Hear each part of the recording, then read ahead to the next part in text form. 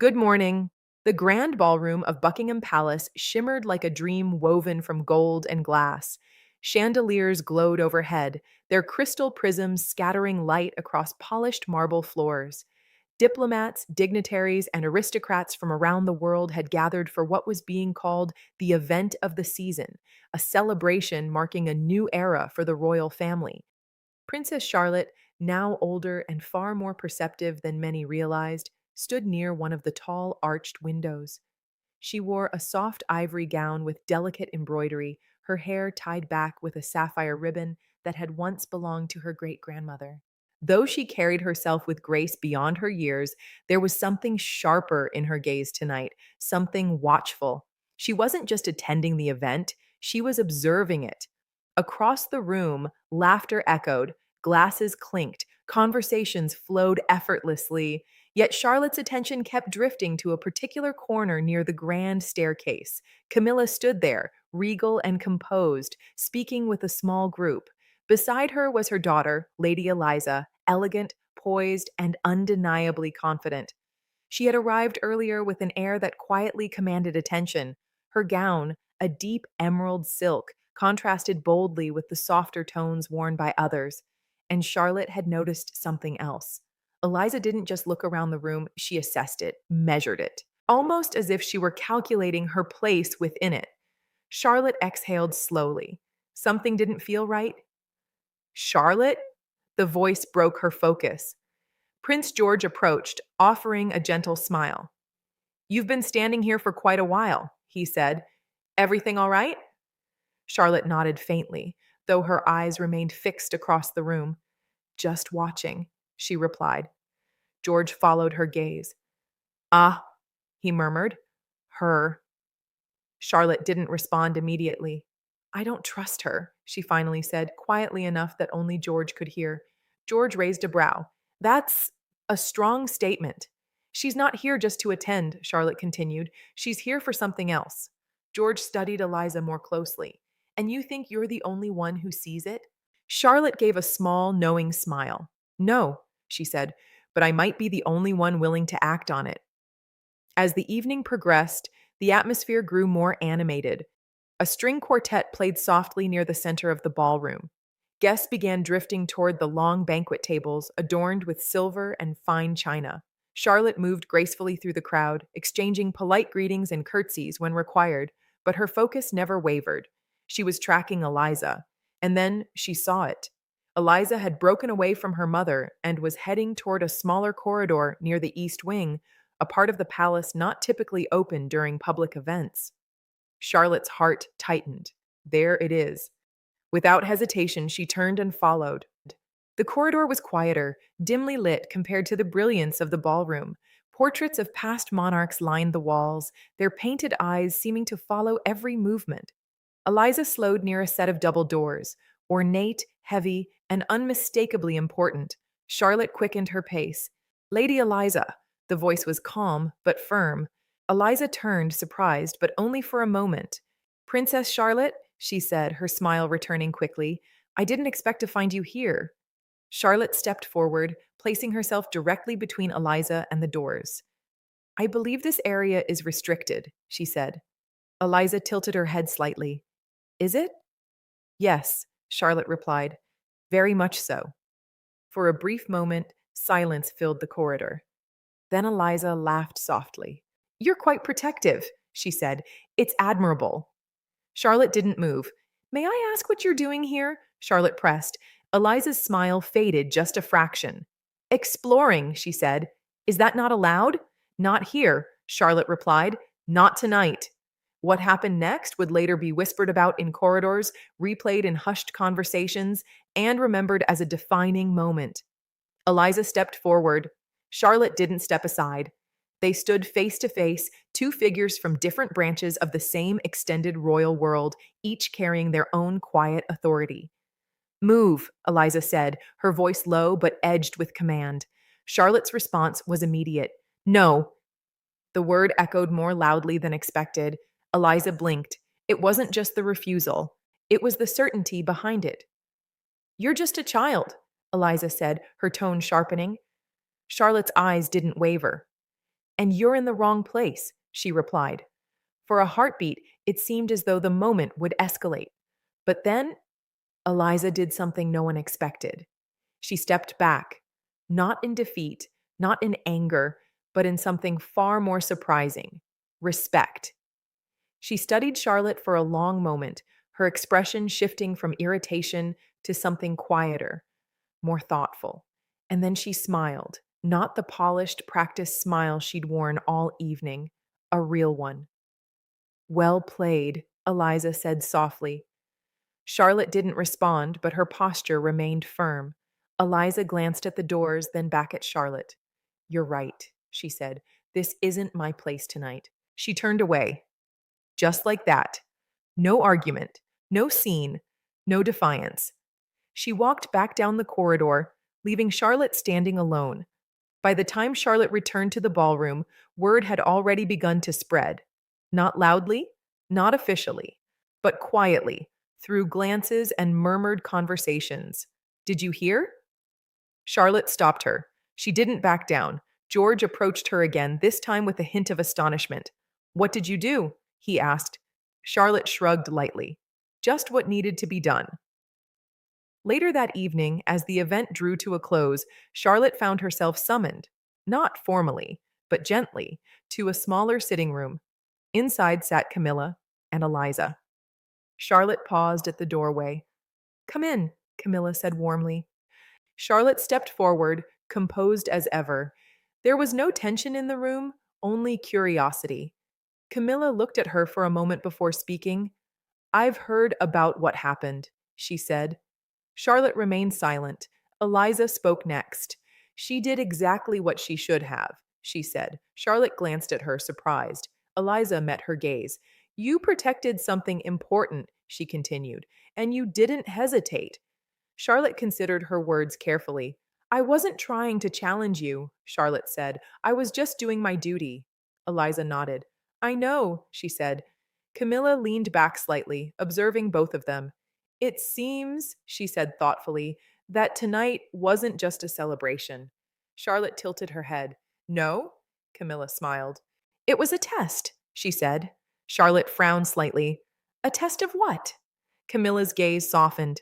Of who is ready, she replied.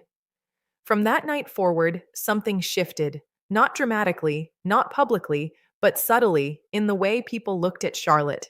She was no longer just the young princess with charm and wit. She was someone who could stand her ground, someone who understood responsibility, someone who could act. And Eliza, she never forgot that moment. In fact, she spoke of it later, though only to a select few. She's not to be underestimated, Eliza had said. Not now, not ever. Years later, historians would look back on that evening as a small but significant turning point, not because of scandal, not because of conflict, but because of something far more powerful. Clarity. A young princess had seen a situation, understood it, and acted without fear. And in doing so, she didn't just block a doorway, she defined who she was becoming. As the palace lights dimmed and the last guests departed, Charlotte stood once more by the window where her evening had begun. The night sky stretched endlessly beyond the glass. George joined her. You know, he said, that was quite something. Charlotte smiled faintly. It was just a moment. George shook his head. No, he said. It was more than that. Charlotte looked out at the stars. Maybe he was right, because sometimes it only takes one moment. Princess Charlotte stood alone in the private gardens the next morning, the early sunlight brushing softly across the trimmed hedges and blooming roses. A light breeze moved through the trees, carrying with it the calm that only dawn could bring. Yet her mind was anything but calm. She replayed the moment again and again: the corridor, the doors, Eliza's eyes, and that unexpected reaction. Well played. Charlotte exhaled slowly. That wasn't how she expected it to end. Most would have expected tension, conflict, perhaps even consequences, but instead there had been acknowledgement, respect. It unsettled her more than a confrontation ever could. Thinking too much again? Charlotte turned. Prince William approached, hands clasped behind his back, a knowing expression on his face. Charlotte gave a small smile. Is it that obvious? William chuckled softly. only to someone who does the same thing. He walked beside her, both of them facing the garden.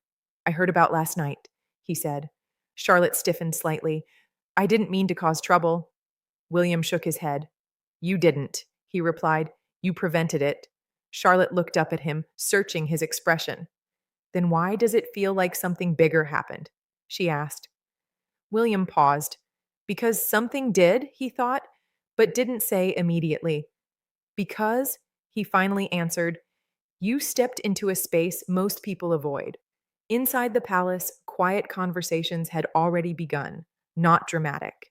Not loud, but noticeable. Staff members spoke in hushed tones. Advisors exchanged thoughtful glances. Even the senior members of the household had taken note. Because what Charlotte had done wasn't just about stopping someone from entering a room, it was about judgment, timing, courage, and perhaps most importantly, instinct. Later that afternoon, Charlotte received a message. Simple, direct. Tea at 4, East Sitting Room. No signature was needed. She knew who it was from. The East Sitting Room was smaller than the grand halls, but no less elegant. Soft light filtered through tall windows, illuminating antique furniture and carefully arranged flowers. Camilla was already seated. Eliza stood near the window. Charlotte entered, composed as always. Thank you for coming, Camilla said warmly. Charlotte nodded. Of course. Eliza turned, her expression unreadable at first, but then softened slightly. You're punctual, she said. I was invited, Charlotte replied simply. Camilla gestured for Charlotte to sit. Tea was poured. Silence lingered for a moment. Then Eliza spoke. I owe you an explanation, she said. Charlotte didn't respond immediately. She waited. You assumed I was doing something I shouldn't, Eliza continued, and you weren't entirely wrong. Charlotte's gaze sharpened slightly. What does that mean? She asked. Eliza exhaled. I was testing boundaries, she admitted, seeing how far I could go, what I could access, who would stop me. Charlotte's fingers tightened slightly around her teacup. And if no one had? She asked. Eliza met her eyes. Then I would have learned something very important, she said. Charlotte leaned forward slightly. What's behind those doors? She asked. Camilla exchanged a brief glance with Eliza. Then she spoke. Not secrets, Camilla said carefully, but responsibility. Charlotte frowned. I don't understand, Camilla smiled gently. Those rooms are part of the inner workings of the institution, she explained. Decisions are shaped there. Futures are considered. Not everything is meant to be seen. Not yet. Charlotte absorbed this. So I was right to stop her, she said. Camilla nodded. Yes, she said. You were. Eliza set her teacup down. You didn't just stop me, she said. You stood your ground. Charlotte remained still. Most people hesitate, Eliza continued. They second guess themselves. They look for permission. Charlotte's voice was quiet but firm. I didn't need permission, she said. Eliza smiled again, this time with clear admiration. No, she agreed. You didn't. Charlotte studied Eliza carefully. Why didn't you argue? She asked. You could have. Eliza leaned back slightly. I could have, she admitted, but that wouldn't have told me anything useful. Charlotte blinked. Instead, Eliza continued, I saw exactly what I needed to see. And what was that? Charlotte asked. Eliza held her gaze. That you're already stepping into something much bigger than yourself, she said. Camilla watched the exchange quietly before speaking. You both approached the same moment differently, she said. Charlotte and Eliza turned to her. One tested the boundary, Camilla continued. The other protected it. She paused. Both are valuable, she added. The tension that once lingered between them had shifted into something else. Not quite friendship, not quite rivalry, something more complex. Understanding. Charlotte stood. I didn't mean to challenge you, she said to Eliza. Eliza shook her head. You didn't, she replied. You challenged the situation? That's different. Charlotte considered that, then gave a small nod. As Charlotte left the room, something inside her had changed. Before she had acted on instinct. Now she understood why, and that made all the difference. That evening, Charlotte returned to the same garden, but this time she wasn't replaying the moment. She was looking forward. George joined her again. So, he said, what happened this time? Charlotte smiled faintly. They explained things, she said. And? George asked. Charlotte looked out at the fading sunlight.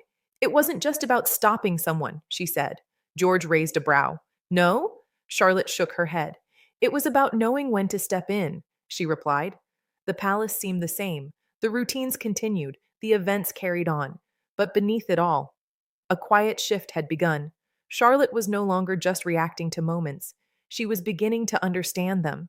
And that meant something new, something powerful, something inevitable, because sometimes the moment that defines you is only the beginning of who you're meant to become. Because sometimes the moment that defines you is only the beginning of who you're meant to become. The days that followed seemed ordinary on the surface. Schedules resumed, lessons continued, public appearances were carried out with the same polished precision.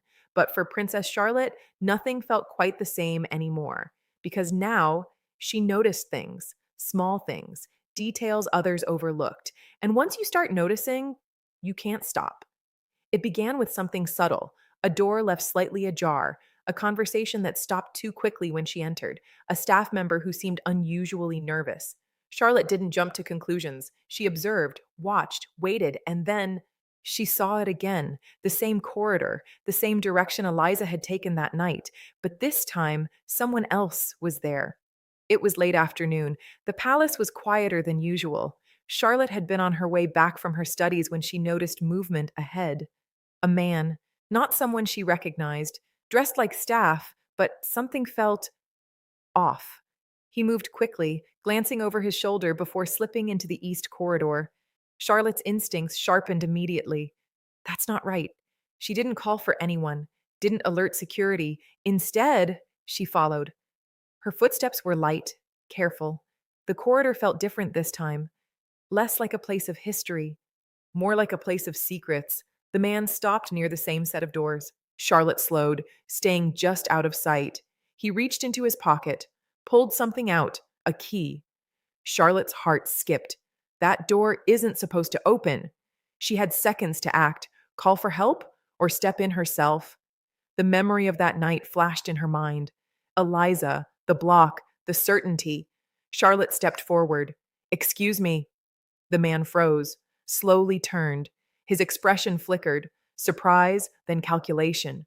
Yes, princess? He said, forcing calm. Charlotte didn't move closer, but she didn't step back either.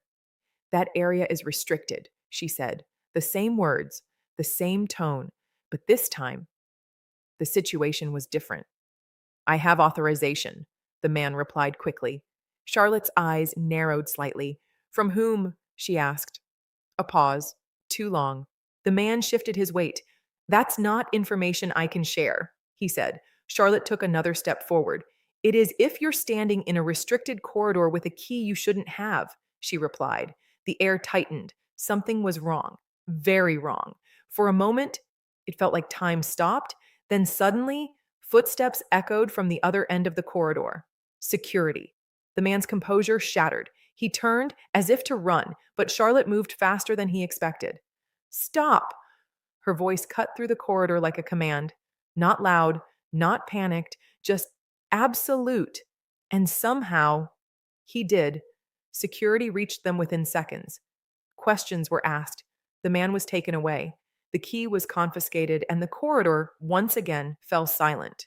This wasn't a quiet whisper like before. This spread quickly, urgently, because this time, it wasn't about testing boundaries. It was about someone trying to break them.